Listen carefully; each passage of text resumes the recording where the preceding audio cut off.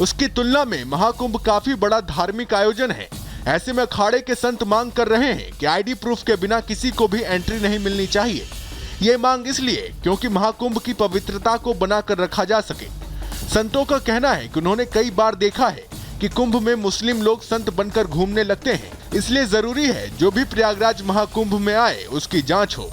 महाकुंभ है और इसमें जो है कोई भी उग्रवादी अंदर आ सकता है, कोई संत बन के आ सकता है। और आजकल हमारे समाज में मैंने हरिद्वार में देखा है, वहाँ कहीं हमारे मुस्लिम भाई संत बन के घूम रहे हैं। तो इसीलिए हमें ये अति आवश्यक है कि जो भी यहाँ मेले में आएगा उसकी जांच होनी चाहिए, उसके पास आधार कार्ड होना अति आवश्यक है ताकि उसकी जांच हो और हमारा जितना भी संत समाज है, जो हमारे भक्त है, जो श्रद्धालु है, शासन प्रशासन सभी सुरक्षित हो सके।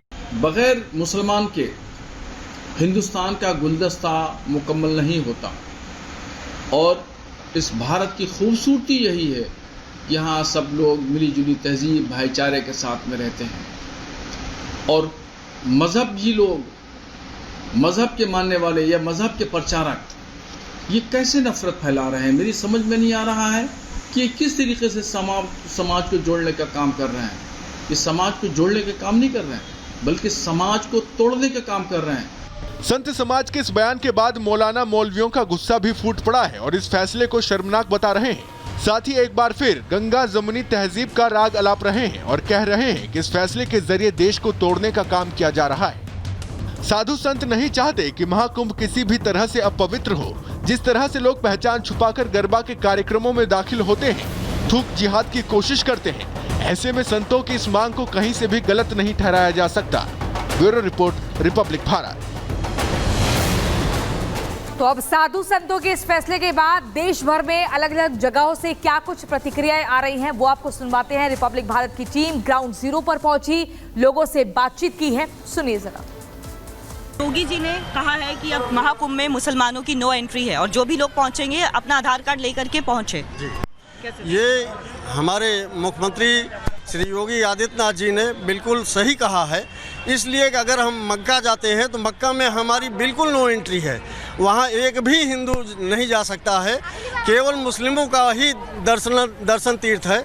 उसी तरह से हम लोगों का भी भारत में होना चाहिए, चाहे हमारा कुंभ हो, चाहे हमारा हरिद्वार का जो भी हो।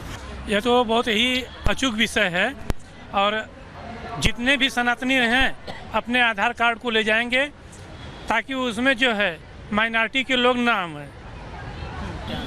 मैं इस बयान को बहुत अच्छे ले रहा हूँ, सार्थक रूप से बड़े विस्तार स्थिति को देखते हुए भविष्य जो कि सुरक्षित हमारा नहीं है और हमारे जो है कह लीजिए सनातन धर्म को भ्रष्ट करने के लिए तमाम आतताई या आतंकवादी कह लीजिए या और संगठन, मुस्लिम संगठन इसमें लगा हुआ है और कह लीजिए भोजन में गलत चीज़ों को मिला करके देना, तमाम तरह के उर्नल मिला के देना, वो जानबूझ के ऐसा कोशिश कर रहे हैं कि ताकि हमारे हिंदू सनातन धर्मी जो है वो भ्रष्ट हो जाए, उनका पवित्रता, उनकी पूजा पाठ वो नष्ट हो जाए। इसी को ध्यान में रख करके योगी जी ने अच्छा किया है कि सबको आधार कार्ड, उससे हमारी भी पहचान हो जाएगी, सुरक्षा का भी इंतजाम हो जाएगा और गलत आदमी प्रवेश भी नहीं कर पाएगा। सुरक्षा की दृष्टि से ये बहुत सही रहेगा, जहाँ की स्वच्छता और सुरक्षा दोनों ही विषय पर योगी जी ने बहुत ही सोच समझ के बयान दिया है और ये हमारा भी फर्ज बनता है। हम सभी से ये अपील करते हैं, निवेदन करते हैं, आधार कार्ड लेकर प्रयागराज में जाएं और उनका साथ दें और योगी जी के साथ हैं हम सदैव और जैसा वो कहेंगे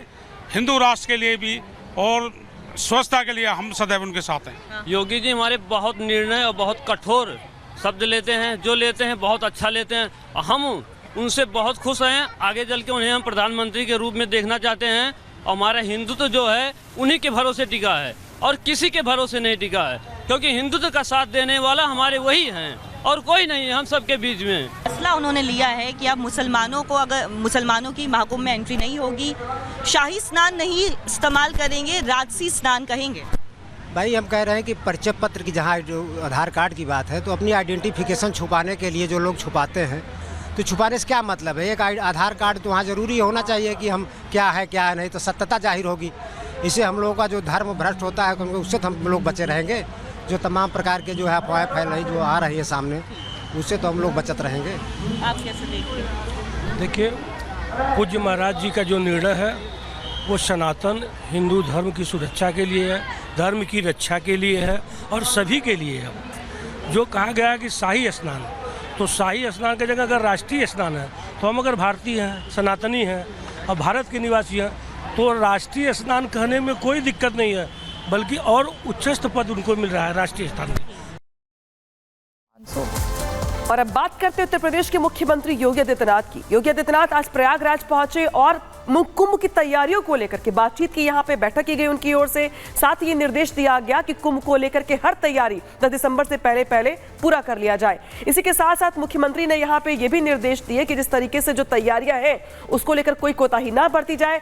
साथ ही इस मौके पर कुंभ 2025 को लेकर के लोगो भी लॉन्च किया गया, उसकी वेबसाइट भी लॉन्च की गई, ताकि लोगों को कुंभ से जुड़ी तमाम जो दिक्कतें परेशानियां होती हैं या जो सुविधाएं दी जाती हैं उसके बारे में जानकारी यहाँ पर मिल सके। तो देखिए यहाँ पे जो तैयारी की गई है प्रशासन की ओर से, शासन की ओर से, उसके बारे में जानकारी मुख्यमंत्री को दी गई यहाँ पर। और मुख्यमंत्री ने महाकुंभ को लेकर के बैठक की, साथ ही जानने का ये प्रयास किया कि जो अब तक की तैयारियां हैं वो किस स्तर तक पहुंची हैं। साथ ही सीएम की ओर से दिशा निर्देश भी दिए गए।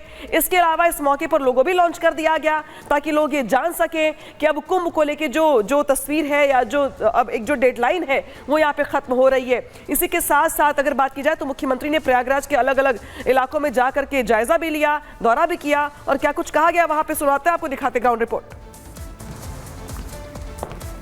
2025 की तैयारियों को लेकर के मुख्यमंत्री योगी आदित्यनाथ प्रयागराज मेला प्राधिकरण के इस ऑफिस में आ चुके हैं। यहाँ पर आप देख सकते हैं कि मुख्यमंत्री योगी आदित्यनाथ मीटिंग के लिए आ चुके हैं और आज दिव्य भव्य कुंभ 2025 का लोगो भी लॉन्च करेंगे मुख्यमंत्री योगी आदित्यनाथ। आप देख सकते हैं कि मुख्यमंत्री योगी आदित्यनाथ का जो काफिला है वो पहुंच चुका है, मुख्यमंत्री सभागार में पहुंच चुके हैं, जहां पर आज लोगों की लॉन्चिंग होगी।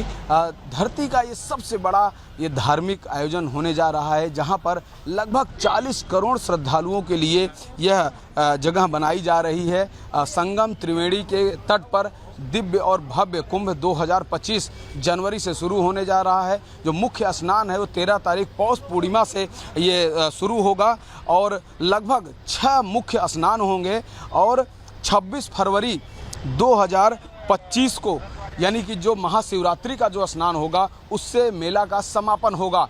यहाँ पर मुख्यमंत्री योगी आदित्यनाथ सुबह लगभग 10 बजे आ गए थे।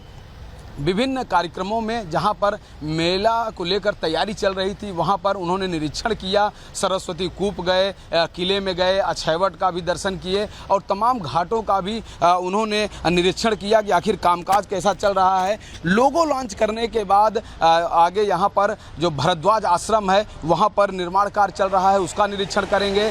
उसके अलावा वहां पर जाएंगे लोपी बाग मंदिर में जहां पर शंकराचार्य वासुदेवानंद सरस्वती हैं, उनसे भेंट करेंगे। तमाम कार्यक्रम करने के